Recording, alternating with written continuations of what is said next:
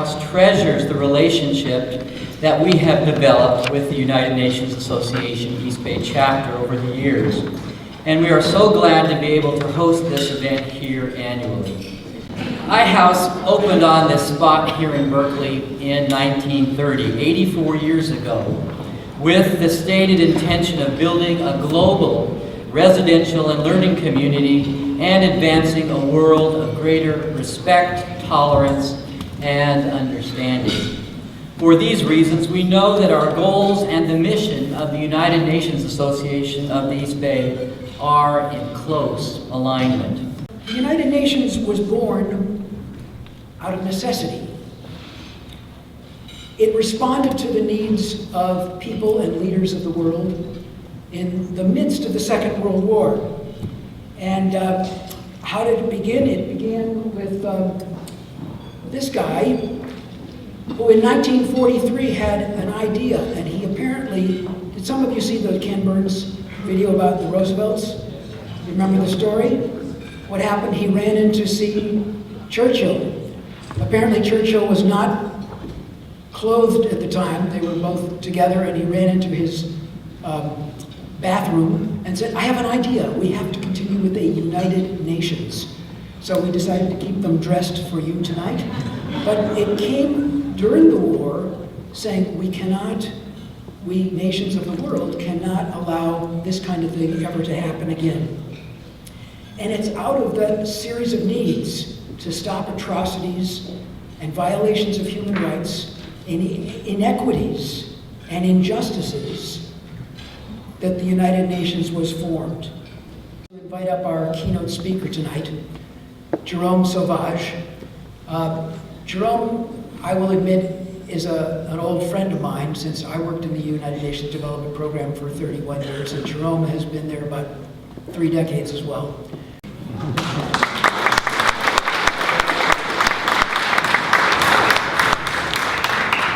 Well, it's a huge honor for me to speak at International House and in San Francisco, which is this incredibly dynamic UN association. Part of my job is to talk to UN associations in the United States, and I've never seen such an impressive group, so I'm really very honored. Her asked me to basically provide a bit of a framework to the 3 awards we're going to be giving today to incredibly fantastic, important organizations that are working every day for peace and human dignity. Those 3 organizations we're going to hear about after my presentation. So I'm supposed to provide a bit of the framework. What are the issues that the United Nations sees as very important, new, changing, I would say, and what it is that the UN and the rest of the international community is doing about these issues. So let me just explain very briefly. These awards have been given, as you know now, this is the 9th year. You will see the winners of the past Global Citizen Awards. You saw it in the center of your program.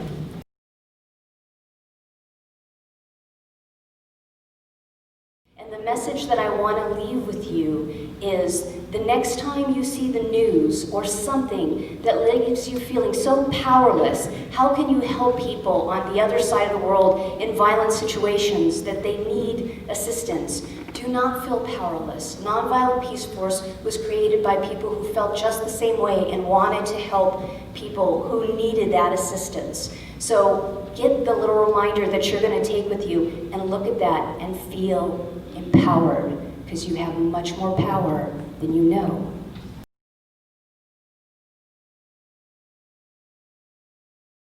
Helped 272 women deliver healthy babies. We've provided schooling and educational opportunities to 725,000 girls and boys and trained over 20,000 educators. But we'll continue to build our programs and services that address the most critical needs of our world's most vulnerable populations to ensure that they not only have the chance to survive, but thrive in their new communities. And so I want to thank you very much for this award and this honor. and let you know if you're interested in getting involved in any way by donating or by volunteering, please do let us know. Our website is rescue.org, and if you just type in Northern California, all the information about our local programming will come by, or you can visit our table, and our volunteer coordinator is actually here. Thank you again very much.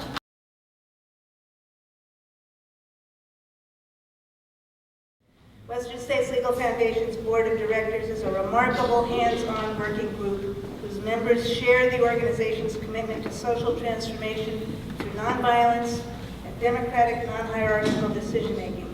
They provide a wealth of skills and expertise and actively participate in the organization's many activities. And I would like to ask you to please join me in thanking these three tremendous organizations and the inspiration they have given to us today.